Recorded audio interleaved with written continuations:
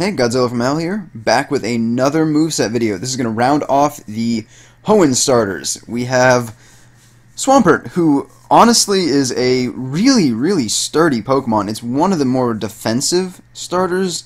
I know Gen 1 has some really good bulky starters. Gen 2 was okay with the starters. They seemed more offensively inclined, except for Meganium.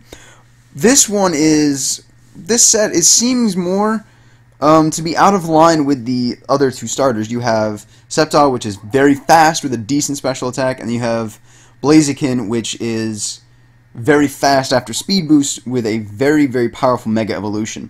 Now, I know he's getting a Mega Evolution Swampert, but I'm not sure what it is. Same with Sceptile. I'm not entirely sure how they work. I haven't looked into it too much.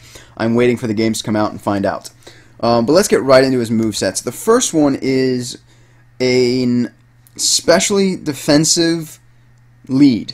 Now, for this one, you always want to run leftovers on him. He's got a ridiculously high HP stat. Base 100 is very good. It's the same as Mew, Jirachi, Celebi, all those legendaries. The core legendary for each gen. But his defenses aren't quite as good, so you really need to invest in them. It's a good thing he's not Ubers. He would not be taking hits very well. Ability. Damp is a useless ability. It's not useless, but it's not good enough. So always stick with Torrent. His moves are pretty straightforward. Because he's a lead, you always want to give him Stealth Rocks. Waterfall's a great little stab move for coverage. Toxic to basically screw with things. And Earthquake for amazing coverage. Amazing stab.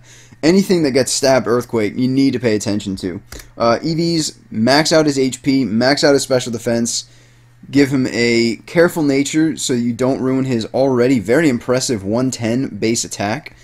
This is a decent lead. It's a good Pokemon if you just want to throw something out there as a tank. Now we're going to skip the middle one and go out into another leading Pokemon. This one is more of the alternative to the first one. It has a very similar role, but slightly tweaked. Again, leftovers, Torrent, Stealth Rocks, Toxic. The other two moves are where it changes. If you want, you can start Roar and cycling things through for the Stealth Rock damage, and you can also cycle through and get Toxic on things. The last move is Scald, mainly for the burn chance. If you can't Toxic it, you can always try and burn it. EVs are a little bit different too. This is a physically defensive one. His defenses are even, so they basically play the same role. They're both fairly bulky on either side. Both can take a couple hits. Now this one might be a little bit weaker to the special side because most grass Pokemon are special attackers, and he is quad weak to grass, so you need to keep that in mind. If a grass Pokemon comes in, you either need to be very cheeky and predict his prediction, or get the fuck out. Pretty much that's all I can say about this, is get the fuck out of grass types. Water types, a little bit of a threat, but overall this is a bulky enough Pokemon to take most neutral hits fairly well. Any super effective hit, you're gonna have to pay attention to. Grass types, like I said, don't mess with them. The last set is a tank set. For this one, you're gonna want to, again, run lefties, Torrent. That's a very basic item setup. I guess you could run like a Life Orb, but it's not recommended because you want to make use of his bulk. EVs, you're going to max out his HP and then even his defenses. Since they're both in base 90, you can get them to a nice even number and then dump the rest into his attack.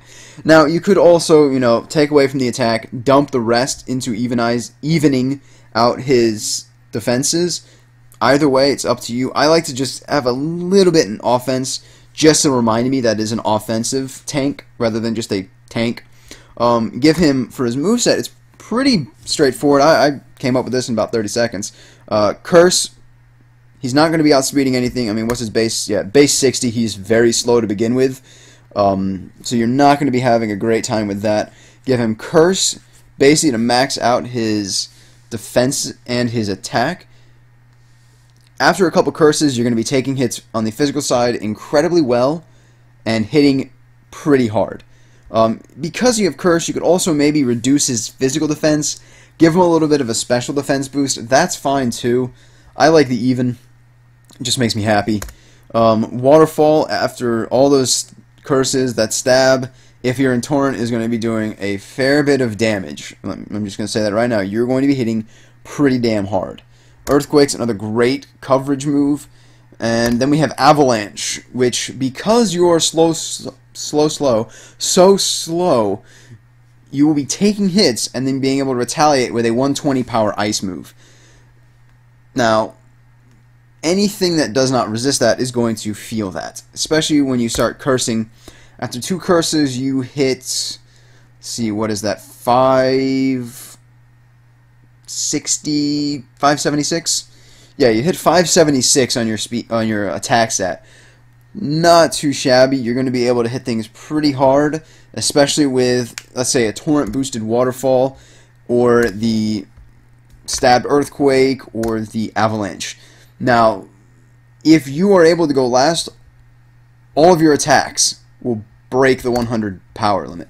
Waterfall, even without the Torrent, will hit 120, Earthquake's 150, and Avalanche will be again 120. So, Swampert, more of a bulky, tanky Pokemon as compared to the other Pokemon in this gen, the starters, but he is definitely a very, very viable Pokemon in this tier.